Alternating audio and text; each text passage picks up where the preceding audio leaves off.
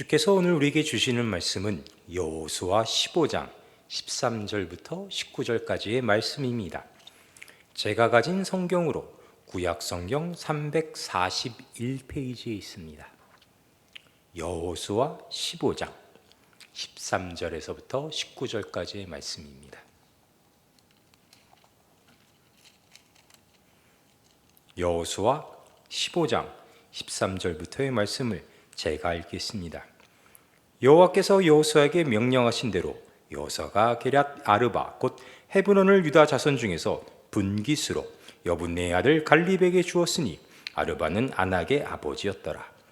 갈렙이 거기서 아낙의 소생 그 세 아들 곧 세세와 아하민과 달메를 쫓아내었고 거기서 올라가서 드빌 주미를 쳤는데 드빌의 본 이름은 기랏 세벨이라.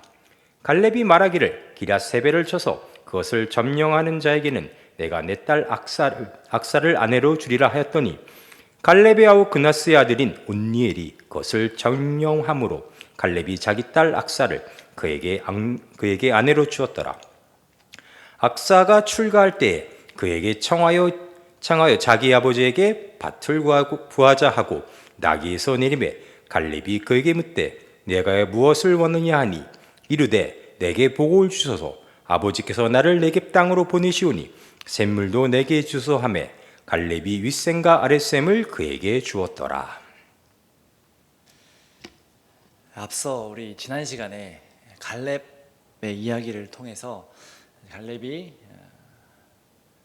가나안 땅을 정탐할 때 약속했던, 하나님께서 약속하셨던 그 언약을 기억하고 신뢰하며 주님께서 주시기로 한 그 기업을 나에게 주십시오, 이 산지를 내게 주십시오라고 말하며 그의 믿음도 굉장히 훌륭한 믿음이었지만 한 사람과의 언약을 기억하시고 지키시고 베푸시는 하나님의 은혜와 신실함을 살펴보았었습니다. 그래서 우리의 인생은, 우리 신앙 인생은 신실하신 하나님을 바라보며 기대하는 삶이다, 이런 이야기도 함께 나누었었습니다. 이제 갈렙의 그 분배 이후에 이제 15장에서는 유다 자손 지파의 땅에 대한 분배의 내용이 나옵니다. 유다 지파는 대략적으로 나중에 여러분들 지도를 살펴볼 기회가 있으면 여러분 찾아보시면 좋을 것 같고, 우리가 아는 예루살렘을 기준으로 유다 지파는 이제 남쪽 지방을 받게 됩니다.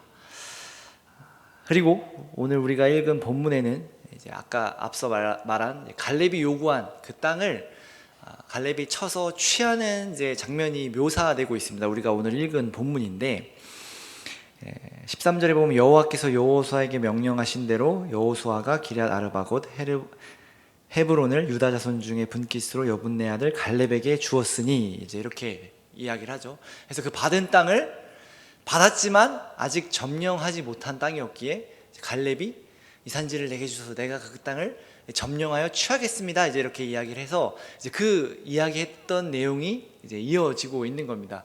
그래서 갈렙이 그 땅을 차지하기 위해 전쟁을 하게 된 거죠. 그곳에서 이제 아낙 자손의 후예들을 쫓아내고 이제 그 땅을 차지하는데, 거기서 이제 드빌이라고 불리는 이제 기럇 세벨을 칩니다. 그래서 여기서는 이제 자세하게 나오진 않는데 갈렙이 왜 이 땅을 점령하는 자에게 내 딸을 주겠다라고 약속을 했을까? 몇 가지 경우가 있겠죠. 전쟁에서 혹시 졌거나, 그죠? 한번 치러 갔는데 드빌에서 져서 공약을 거는 것처럼 이 땅을 점령하는 자에게 내가 딸을 주겠다, 이랬을 수도 있고, 아니면 이제 고전하는 중에 아까 앞선 거랑 똑같은 얘기긴 한데, 이제 고전하는 중에 이 땅을 차지하면 딸을 주겠다, 아니면 처음부터 아직 이제 그 땅을 치러 가는 중에 이 땅을 차지하는 자에게, 점령하는 자에게 내 딸을 주겠다, 이제 이렇게 해서 좀 사기를 좀 높이는, 용기를 복돋아주는 어떤 그런 약속이 있을 수도 있겠지만, 정확히는 이제 알 수 없지만 이 땅을 점령하는 자에게 자신의 딸인 악사와 결혼을 시켜주겠다라는 약속을 이제 합니다. 그때 이제 갈렙의 동생 그나스의 아들인 온니엘이 이 땅을 점령하게 됩니다. 그래서 악사와 이제 결혼을 하게 되죠. 그리고 나서 나오는 내용은 갈렙의 기업을 요청할 때 우리가 앞서 제가 언급했던 이 5가지 내용이 나오거든요. 개인이 기업을 요구하는 이야기가 갈렙, 그리고 이제 두 번째 이야기가 이 악사 온니엘이 요구하는 이제 기업을 요구하는 내용인데, 앞으로 3가지가 더 남았는데 이 5가지 중에 이 두 번째 이야기입니다. 악사는 이제 갈렙의 공약에 따라 게라세벨을 점령한 온니엘과 결혼합니다. 지금 시대로 따지면 좀 말이 안 되는 이야기죠. 딸의 의사는 물어보지도 않고 이 땅을 점령하는 자에게 내가 내 딸을 주겠다 이제 이랬으니 나중에 서로 마음에 안 들면 좀 난감해질 수도 있잖아요. 하지만 이때 이제 시대적 상황을 보면 크게 이제 문제될 일이 아니라는 것을 저희가 알 수 있죠. 그리고 악사가 별말 없이 결혼하는 것을 보면 이제 뭐 나쁘지 않았다라고 생각할 수도 있습니다. 어쨌든 이 둘은 결혼하고 결혼을 했기에 악사는 분가를 준비합니다. 18절 19절의 내용인데 이 내용을 좀 보면 좀 다소 좀 부자연스럽습니다. 뭐가 부자연스럽냐면요, 악사가 직접 이야기하는 게 아니라요, 여기 보면 악사가 출가할 때 그에게 청하여 자기 아버지에게 밭을 구하자. 그러니까 온니엘에게, 남편에게 우리가 나갈 때 우리 아버지께 우리 밭을 좀 달라고 청해보자, 이렇게 이야기를 한다는 거죠. 그래서 악사가 온니엘을 이렇게 부추겨서 좀 땅을 좀 달라고 해 라고 하는 것 같이 이제 묘사되고 있습니다. 그리고 밭을 구하기 위해 나귀에서 내렸는데 복을 달라고 하고 샘물을 받습니다. 자연스럽지가 않죠. 밭을 구했는데 샘물을 받게 되는, 그리고 샘물을 구하는 이상한 상황이 펼쳐지죠. 이에 대해 많은 의견이 있지만 보통 어떻게 보냐면 대화의 전부가 기록되어 있지 않다고 보고, 악사 온니엘이 요구하는 밭은 여기서 말한 네겝 땅을 이미 밭으로 받았고, 그리고 나서 더 복을 요구해서 샘을 받게 되었다라고 봅니다. 그러니까 이 악사와 온니엘이 갈렙에게 출가할 때 악사가 온니엘에게 우리 아버지에게 좀 땅을 달라고 합시다. 그래서 네겝 땅을 받았고, 네겝 땅을 받고 나서 또한 좀 샘물을 주십시오라고 해서 샘물까지도 받게 되는 장면인 거죠. 생각해보면 이제 별 이야기가 아닌데, 그렇죠? 딸이 분가할 때 아버지가 땅을 줬다, 이런 이야기인데, 이 지금 13절에 시작하는 내용이 뭐냐면, 앞서 갈렙이 하나님과의 언약을 기억함으로 그 땅을 요구하였고, 그리고 그 땅을 주었고, 하나님께서 이제 갈렙에 그 땅을 주라고 명령하셨고, 이제 그 땅을 차지하는 그 상황 속에서 일어난 에피소드 중에 하나인 거죠. 이야기 중에 하나인 거죠. 이 이야기가 도대체 이 갈렙이 이 땅을 차지하는 것과 무슨 연관이 있기에 이 내용이 등장할까 질문해 볼 수 있죠. 그냥 특별히 이 내용을 다루지 않아도 되는 것인데, 갈렙이 쳐서 그 땅을 차지하였고, 그 치는 중간에 온니엘이 활약하여 악사와 결혼하였다, 이 정도까지만 해도 되는데, 이제 좀 특별한 일이라는 거죠. 보통은 이제 온니엘과 악사라는 인물에 조금 집중해 봅니다. 우리가 앞서 갈렙이 이 산지를 내게 주소서라고 할 때 그 내용을 살펴볼 때도 갈렙의 믿음, 갈렙의 하나님의 그 약속을 붙들고 주님께 요구했던 그 믿음, 이제 이런 것처럼 이 뭐 악사의 지혜, 뭐 여기 이런 책들을 좀 찾아보면 이곳에서, 이 본문에서 악사가 굉장히 지혜로운 여인이었다라는 것과 온니엘의 어떤 용감함, 믿음, 뭐 이제 이런 것들을 많이 언급하곤 하는데, 이것이 틀리다는 것이 아니라 전체적인 큰 맥락 속에서 보면 지금 하나님께서 땅을 분배하는 중간에 일어난 일이라는 겁니다. 그래서 어떤 온니엘과 악사의 인물에 관해서 집중하기보다는 도대체 이게 하나님 나라의 유업을 받는 일 가운데 도대체 이것이 무슨 일이 일어난 것인가 라는 것을 좀 살펴보아야겠죠. 특히나 왜 온니엘이라는 이름에 집중을 하냐면, 이 온니엘은 나중에 사사기에 보면 이스라엘의 첫 번째 사사가 됩니다. 그리고 40년간 이스라엘의 평화를 가져다 준 사사죠. 보통 사사가 좀 많이 등장하는데 첫 번째 사사를 굉장히 좋게 평가합니다. 그러니까 이 온니엘은 하나님을 잘 따랐고 믿음의 사람이었고 하나님이 세우신 사사로서 이스라엘을 잘 다스렸던 사사 중에 하나로 평가되기에 이곳에서 등장한 온니엘이라는 이름, 그리고 특별히 또 전쟁에서 승리하였고 그 땅을 차지하였기 때문에 이 온니엘의 믿음에 대해서 이제 많이 언급을 하지만 그렇게 간단한 문제가 아니었습니다. 왜냐하면 당시 시대에는요, 딸에게 땅을 주지는 않았습니다. 그러니까 딸에게 땅을 주는 일은 결단코 없습니다. 그러니까 아예 받을 수가 없는 상황이라는 겁니다. 그 장자권이라고 하죠. 장자권이 뭐냐면 장자권을 가진 장자에게 그 땅과 재산을 주었기 때문에 장자 외에는 사실상 다른 형제, 그러니까 첫째가 있으면 둘째가 있고 셋째가 있겠죠.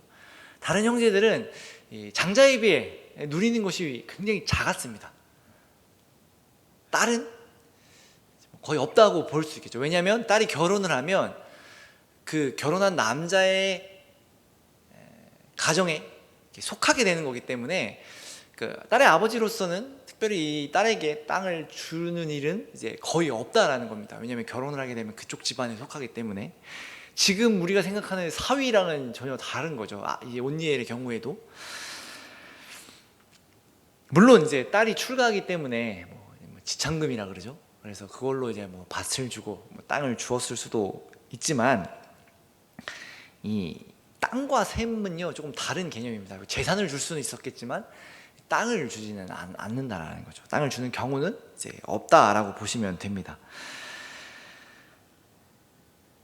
그래서 이 지금 딸은 땅을 받을 수 없음에도 사실상 악사가 불가능한 것을 사실상 갈렙에게 요구한 것이고, 그런데 이 불가능한 것을 갈렙이 오케이를 해서 받게 되었는데 여기서 끝이 아니라요, 이 땅은요 우리 앞서 지금 방금 읽은 본문에서 보면요 하나님이 갈렙에게 주신 하나님 나라의 유산이에요. 그러니까 하나님 나라의 기업이에요.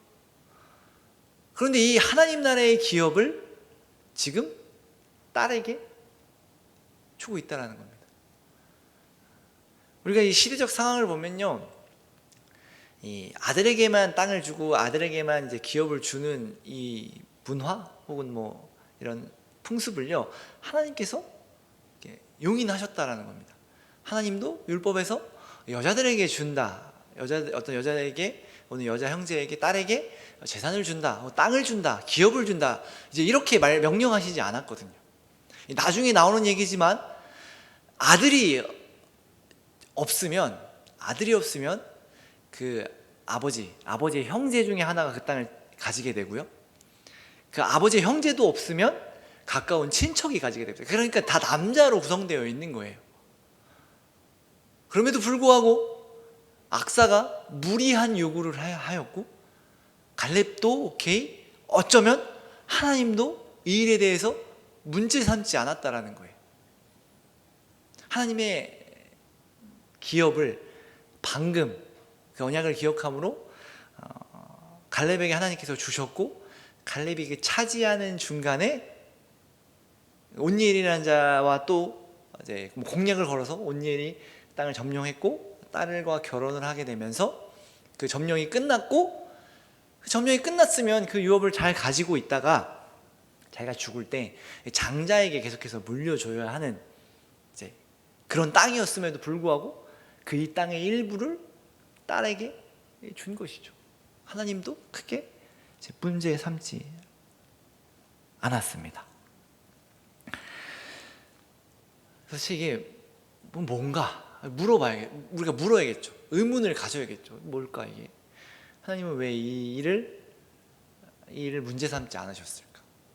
오히려 그리고 또 이제 복을 주소서라고 하면 샘물을 받게 되는데 우리 복에 대한 개념은 성경에서 복은 다 하나님께서 주시는 것이기 때문에 하나님께서 왜 이 복을 악사와 온니엘에게 허락하셨을까? 라는 것도 이제 궁금증으로 남죠. 특별히 이제 이런 상황에서 땅과 샘물을 요구했다라는 것, 약사가 매우 좀 지혜로웠던 것 같습니다. 그냥 나갔으면 참 힘들게 살았을 텐데 이 땅과 샘물을 요구하게 됩니다. 특별히 네겝이라는 땅의 뜻은요, 남쪽 혹은 메말랐다 이제 이런 뜻인데, 실제로 이 땅은 남쪽에 있었고 물이 부족한 땅이었습니다. 이 땅을 아버지 갈렙에게 받았고, 그래서 그냥 만족하고 끝날 수도 있었겠지만 악사는 이제 온니엘을 부추겨서 이제 복을 달라고 하면서 그 메마른 땅에서 살아갈 수 있는 복, 바로 샘물이죠. 샘물을 얻게 된 것이죠. 그러니까 자신이 가는 땅이 어떤 땅인지 알았고 그 땅에 살기 위해서는 샘물이 있어야 함도 잘 알았던 것이죠. 실제로 이 샘물, 우물, 이 당시 시대에는 생명의 원천인 거죠. 물이 있어야 살 수 있었던 것이니까. 실제로 이 물 때문에 전쟁이 일어나기도 하고 다툼이 일어나기도 했기 때문에 이 샘물을 받았다라는 것은 단순한 재산 이상의 것을, 사실상 복을 받은 거라고 말할 수 있는 것이죠. 이 큰 복을 받을 수 없는, 그때 당시 시대적 상황으로 살펴보면 누릴 수 없는 악사가 이 땅을 받게 된 것이죠. 그런데 앞서 말씀드렸던 것처럼 어떤 악사의 지혜로 그런 거에 집중하는 것이 아니라, 이 이야기는 기업과 언약에 관한 이야기라면 이 악사는 도대체 어떤 마음으로 이 땅을 구했을까 생각해 보게 되는 거죠. 왜, 그리고 자기가 본인이 구한 것이 아니라 온니엘을 부추겨서 구했을까? 이제 한번 생각해 볼 수 있는 거겠죠. 생각해 보면 이 땅은 갈렙에게 주어진 땅입니다. 하나님이 이스라엘에게 주시는 기업으로 받은 땅이었죠. 그래서 이 기업을 받은 후에 자신의 딸에게 이 기업의 일부를 준 것이죠. 어쩌면 악사는 이 갈렙이 평생 마음에 품고 있었던 하나님과의 그 언약, 정탐할 때 주님께서 주시겠다고 하셨던 그 약속을 기억하고 평생 살아갔을 겁니다. 그때도 지난 시간에도 나눴지만 그 평생을 아버지가 마음에 품고 있는 그 언약을 자식들에게 이야기하지 않았을까 한번 예상해 볼 수 있을 것입니다. 내가 하나님과의 이런 약속이 있었다. 분명히 하나님은 이 약속을 이루실 것이다. 딸들도 아들들도 이 이야기들을 들었을 겁니다. 그래서 이제 요구했을 이제 가능성도 있죠. 그 언약을 기억하며 소망하며 살아가고 있는 아버지의 모습을 보면서 하나님께서 하나님의 약속은 변치 않으시는구나. 하나님은 그 약속을 끝까지 이루어 가시는구나 라는 것을 이제 알았을 것입니다. 그리고 실제로 그 땅을 기업으로 받게 되었을 때 그 땅을 차지하는 과정에서 악사의 남편이 온니엘이 활약하게 되죠. 그러니까 하나님의 약속 가운데 받은 땅을 갈렙이 점령할 때 그 점령 가운데 그 약속을 이루어 가는 거죠.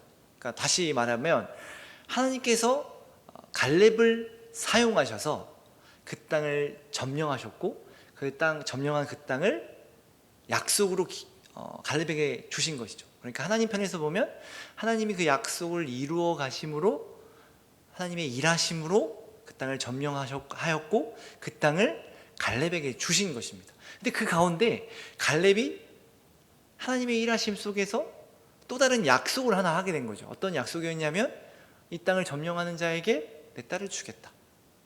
딸을 준다라는 의미가 어떤 의미일까? 물론 이제 내 딸을 아내로 맞이하게 하겠다라는 것도 있지만, 이 언약을 이루어서 이 땅을 점령해가는 갈렙에게 내가 이 땅을 점령할 시에는 딸 악사를 주겠다라는 의미는 이 유업에 참여하는 기회를 주겠다라고 이해할 수 있겠죠. 그리고 실제로 그 땅을 차지하는 것 자체가 그 약속을 이루어가는 것이라면 이 온니엘도 그 약속을 이루어가는 것에 참여한 자가 되는 거죠. 원래는 갈렙이 본인이 내가 하나님께서 이 땅을 주시면 내가 전쟁에 임해서 이 땅을 내가 차지하여서 하나님의 그 언약을, 하나님의 약속을 이루어 가시는 것을 내가 그렇게 점령해서 이루겠다, 내가 약속을 받겠다 라고 해서 했으면 갈렙이 전부 다 이제 했었어야 되는데 그 중간에 온니엘이라는 자가 그 땅을 점령하는데 참여하게 된다는 거죠. 그래서 참여하여 악사와 결혼까지 하게 돼서 갈렙의 가족이 된 것이죠. 물론 이제 딸은 좀 다른 개념이긴 하지만 어쨌든 언약을 이루어가는 과정 속에서 온니엘은 그 언약을 이루어가는 하나님의 일하심에 참여하게 된 것이고, 하나님의 약속을 이루는 갈렙이 또한 약속하여 그 약속을 온니엘이 이루게 된 것이라는 거죠. 그래서 이 업적은 땅을 그냥 점령한 것으로 끝나는 것이 아니라 하나님의 그 언약을 이루시는 과정, 그리고 그 일하심에 참여하게 된 것입니다. 그러니까 어쩌면 이 온니엘은 그 땅에 지분이 있을 수 있었다라고 생각을 할 수 있겠죠. 그러니까 이 악사와 온니엘의 요구, 특별히 온니엘이 이 요구를 할 때 땅과 샘물을 달라는 요구는 어쩌면 정당한 요구라고 할 수 있습니다. 하나님의 언약을 이루는 데 참여하였고 그 땅을 기업으로 받는 과정 가운데 참여하였기 때문입니다. 물론 갈렙의 동생의 아들이었기 때문에 크게 보면 유다 지파였고, 당연히 그 땅에 대해서 갈렙의 땅이었지만, 갈렙에게 유업으로 준 땅이었지만 어쨌든 그 지파에 속한 사람으로서 정당한 요구였다는 거죠. 온니엘은 그 전쟁에 참여하였고 그 성을 점령하였기 때문입니다. 그러니까 이 요구는 다만 어쩌면 악사 편에서 보면 불가능한 요구를 하고 있는 것이지만, 하나님의 약속에 의지하여 온니엘을 통해 그 약속을 이루어 가시는 하나님께 그 땅을, 그 유업을 우리에게도 달라라고 요구한 것은 정당한, 그리고 지혜로운 요구였다라는 것이죠.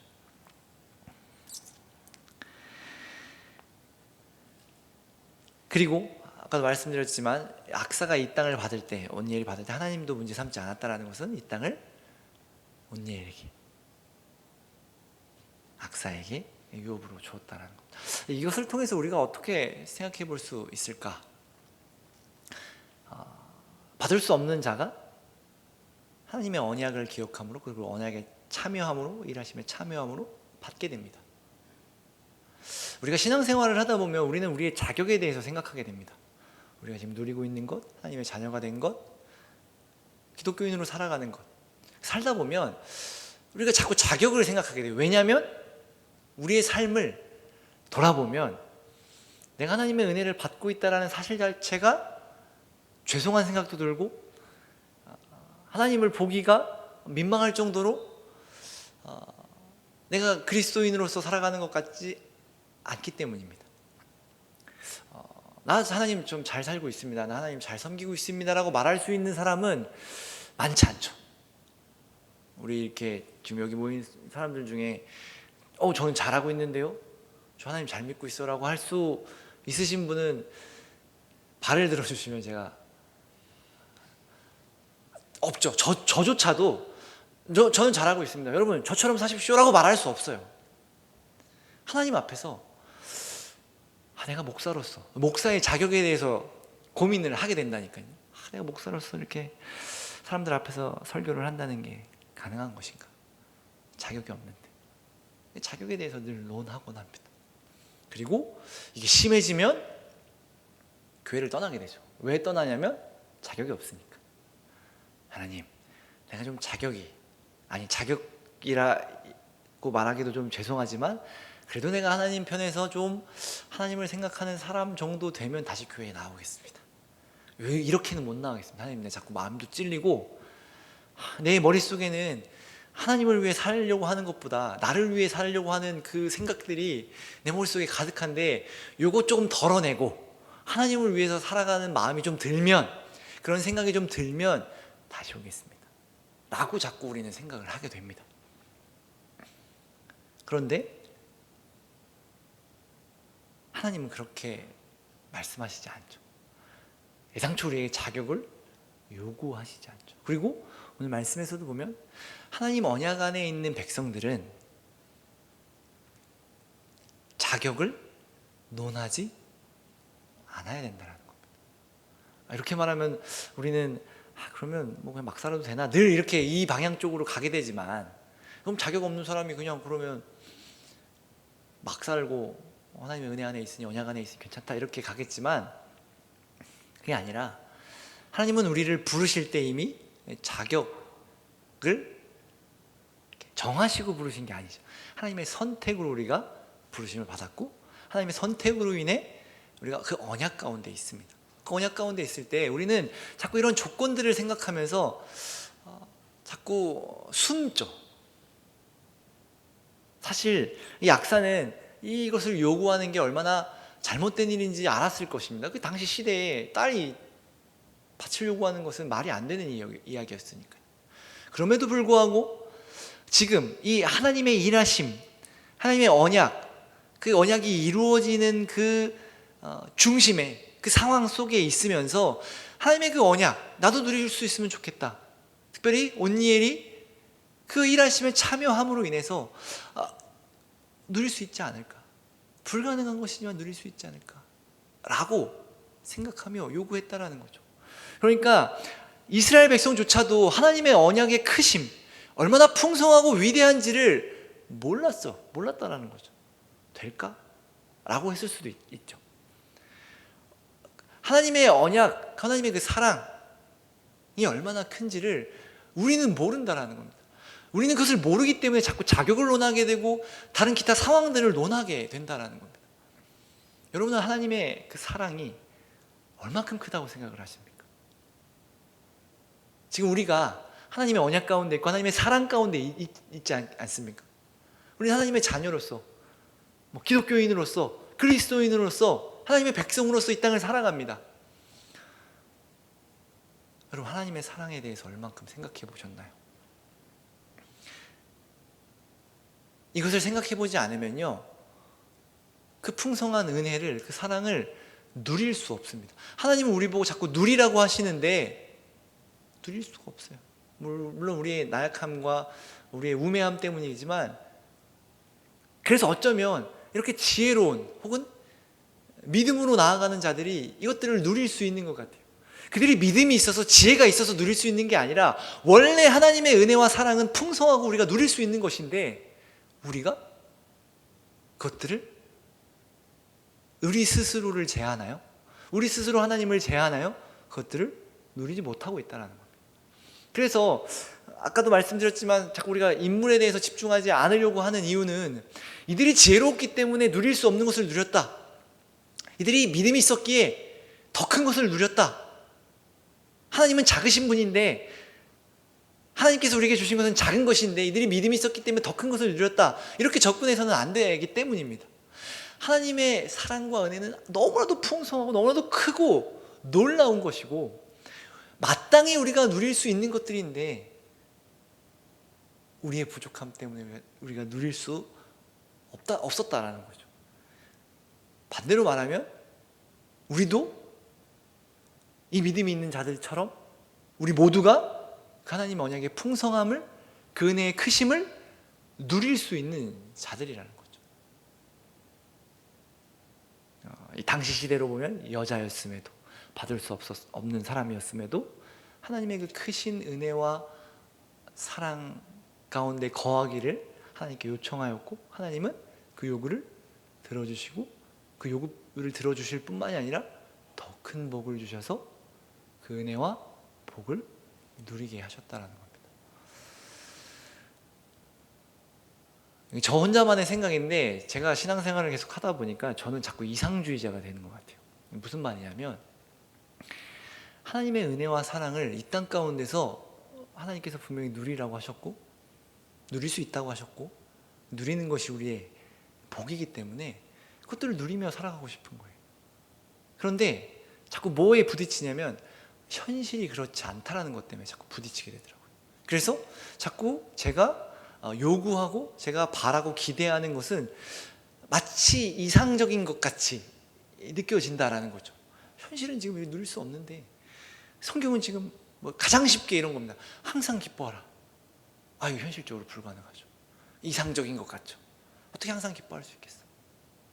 쉬지 말고 기도하라. 이상적인 것이. 이렇게 자꾸 접근을 하게 된다는 거예요. 그런데 제가 자꾸 계속해서 묵상하며 고백하는 것은 이것을 정말로 누리고 싶습니다. 하나님께서 누리게 하셨고 그 누리는 것을 우리의 인생 가운데 허락하셨다면 누리지 못할 게 없지 않는 것입니다. 자꾸 나는 그걸 제한하고 있었던 것 같이 느껴지는 거죠. 정말로 제가 이상주의자라는 게 아니라, 그리고 실제로 그 하나님의 어떤 명령과 복들이 이상적인 것이 아니라 실제로 이 땅 가운데 누릴 수 있다고 믿고 누리기 위해 애쓰고 견디고 힘써 보고자 하고 있습니다. 여러분은 어떠십니까? 여러분, 하나님의 은혜, 하나님의 복, 하나님의 사랑, 여러분 인생 지금 있는 그 자리에서 여러분 누릴 수 있다고 생각을 하십니까? 지금 이 기가 막힌 너무나도 힘들고 어려운 우리의 현실 속에서 그 하나님의 그 크신 사랑, 어쩌면 이상적이라고 느껴지는 그 사랑, 그 이상을 현실 가운데 누리고 계십니까? 누릴 수 있다고 믿고 살아가고 계십니까? 다만 어떤 특별한 자리에서만, 교회에서만, 내가 은혜 받았을 때만 잠깐 누리는 것이라고 생각하고 있지는 않으십니까? 우리의 삶이 고단하죠. 고단하지만 우리가 살아갈 수 있는 이유, 하나님의 사랑 때문입니다. 하나님의 약속 때문입니다. 어떤 미래에 대한 소망이 아니라 지금 이 순간 우리와 함께 하시는 그 하나님, 그 하나님의 약속, 그 하나님의 사랑, 하나님의 은혜, 지금도 우리 가운데 펼쳐지고 있습니다. 그것들을 누리는 우리들 됐으면 좋겠습니다. 그래서 저는 우리 만나면 즐겁고 기뻤으면 좋겠습니다. 물론 이제 자꾸 저도 현실을 얘기하게 되는데 그렇지 않을 때가 있죠. 그럼에도 불구하고 믿음이, 우리가 믿고 있는 하나님, 우리의 신앙, 우리 믿음이 있다면 한번 안 돼도 도전해 볼 수 있지 않을까요? 그 형태가 억지로 웃고 억지로 기뻐하고 처음엔 그럴 수밖에 없겠죠. 그러나 저는 그것을 믿고 살아가는 자에게 그 기쁨을 주시고 그 감사함을 주신다 믿습니다. 안 될 것 같지만, 이상적인 것 같지만 여러분 한번 그렇게 살아보시면 어떻겠습니까? 제가 여러분들에게 뭘 해주겠다고 하니 하나님이 그렇게 믿음으로 살아가는 우리들에게 그 은혜와 복과 사랑을 주실 것입니다. 우리가 기대하는 것 이상으로, 기대하는 것보다 더 큰 은혜로, 더 큰 복으로 우리 인생 속에 주님의 약속을, 주님의 사랑을, 주님의 은혜를 펼치실 것입니다. 그 일하심에, 그 은혜에, 그 복에 여러분 동참하여 그 복과 은혜를 누리셨으면 좋겠습니다. 저도 바라는 소원이고 우리 모두가 그 복과 은혜를 누리며 감사함으로, 기뻐함으로, 즐거워함으로 우리의 신앙 인생을 달려나가는 저와 여러분 되기를 바랍니다. 기도하겠습니다. 사랑하는 하나님, 주님은 우리가 요구하는 것보다 더 큰 복으로 우리와 함께 하시며 우리에게 베푸십니다. 우리가 정말 믿음으로, 주를 믿는 믿음으로 그 복들을 누리길 원합니다. 현실은 그렇지 않아도, 현실은 우리가 좌절할 수밖에 없어도 주님이 계시니, 주님이 함께 하시니, 우리가 주님의 약속 가운데 있으니 주님이 우리에게 복 내려주시니 우리가 감사하며 기뻐하며 살아가는, 주님과 동행하는 그런 주의 귀하고 복된 자녀들 되게 하옵소서. 예수님 이름으로 기도합니다. 아멘.